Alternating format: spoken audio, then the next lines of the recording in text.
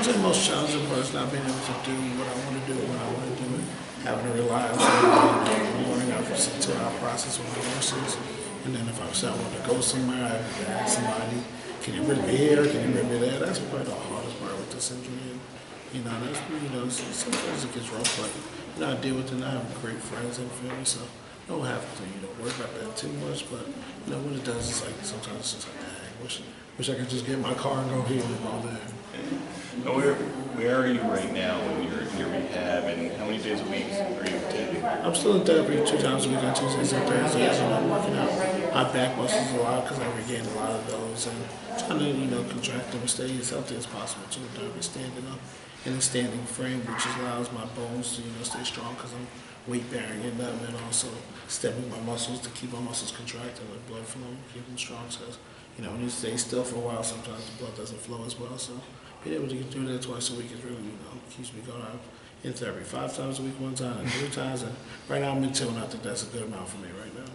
What are some of your goals? Obviously, I know you said your goal is to one day, walk again and get to MetLife. Are there some other short-term goals leading up to that long-term goal? No, my long-term goal is kind of still my short-term goal because I'm still hoping and praying for that cure one day. But whatever I can regain back through this injury myself, that's what I work for. If I can gain back more armor, it will make me more independent. If I can be able to get myself in one of those, push chairs, I could be able to, live my own, be able to drive again, things like that. So, of course, those are goals of mine, but I don't get discouraged because they don't happen because this is something I can't control. If it's something, believe me, I could have controlled, physically, mentally, emotionally, I'd have been up, I'd on my feet, but, so this is something I just got to be patient with.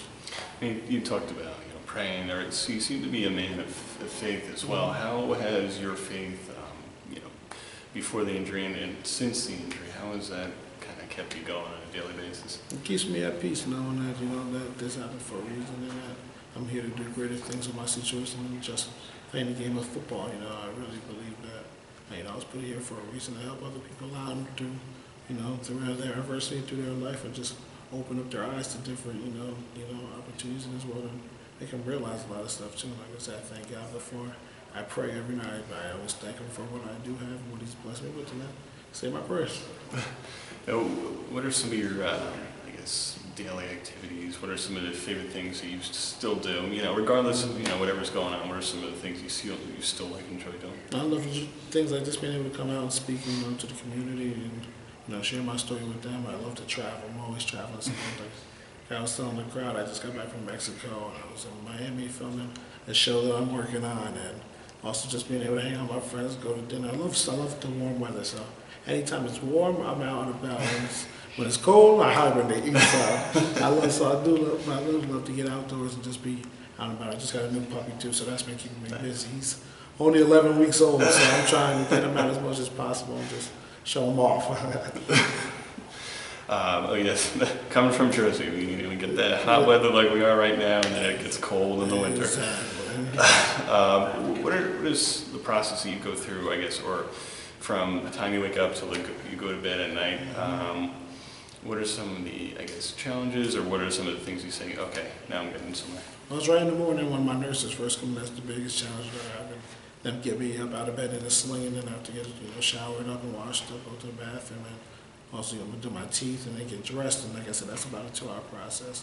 And they get in my wheelchair. Depending on the day, if I have therapy, I go downstairs real quick, eat lunch, and then I'm out the door to therapy from 1 to 3 o'clock, and it's about a 45-minute drive there. So that takes up pretty much all afternoon, 12 to 4. I'm gone, and then come home.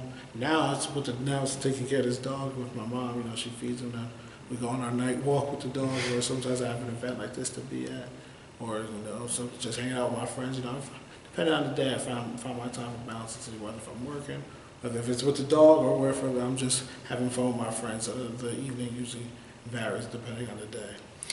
Speaking in public like you did tonight, like you do so many other times, what is the main message that you'd like to get across, whether it's to other people, going through health problems, or just the general public? What is the message you want everybody to know? Be the best person you can be. That's my main goal. If you can be the best person you can be every day, you'll shock yourself on some of the things that you get done or accomplished in your life, and also be appreciative for the things that you do have. And like I said in my speech to everyone, no matter how bad you may think you may have it in this world, someone always has it worse. Like me, compared to like I had it bad compared to what though? How bad do you really have? And it just makes a lot of people open their eyes, especially when they see me sitting here in the chair and I can't even lift up my arms, give them a handshake. They're like, wow, I really better stop complaining about it. Kind of gives them a little giddy up to, just be better in life. How did you get the courage to be able to speak in front of dozens of people, hundreds of people, and to the entire country? Yeah, it's just because by becoming comfortable sharing my story. People ask me in the beginning, like, "Gonna write a speech down?" Well, I'm like, I don't like to write something down or say something. I like to just come out from my heart. Whatever, I have my story that I tell. I have my routine that I go through with my story, but I like to just share it from my heart. I don't, I'm sure I tell the same stories, but probably different ways each time, depending on how I'm feeling with the crowd.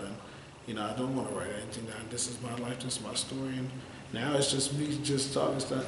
If it's either 5 people in the room or if there's thousands of people in the room, it's just me sharing my story with them and just being able to give them different life lessons that I've learned that may help them in their life. Now, being a former football player, I know you do some analyzing now. What is your input on the state of football now, on the controversy surrounding head injuries, body injuries, parents pulling their kids in from playing football?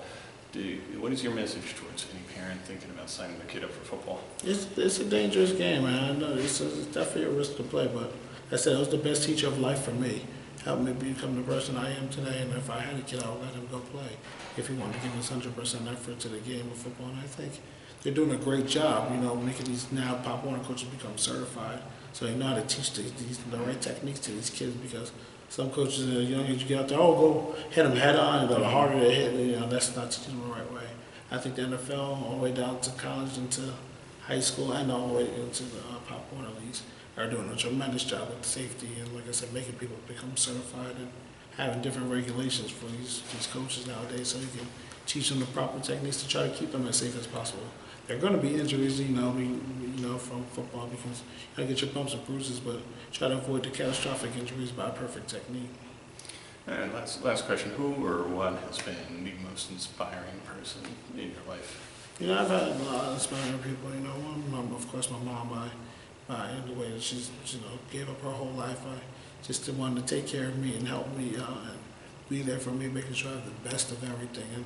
And it inspires me to want to get better so she can go back to living the life that she wants to live and not having to take care of me. And I have other people that have been through this injury, like a kid named Adam Telfair, who broke his neck from Penn State. And he's up on his feet walking a year and a half later after the doctors gave him pretty much the same prognosis as I had. Never walk again, never do this, never do that. And he let his team back out on the field, a year and a half later. And I want him one day to be able to lead, my team back out there on the field. So that's my goal, and these are my inspirations. Eric, thank you very much, and best of luck to you. Hey, thank you. I appreciate it.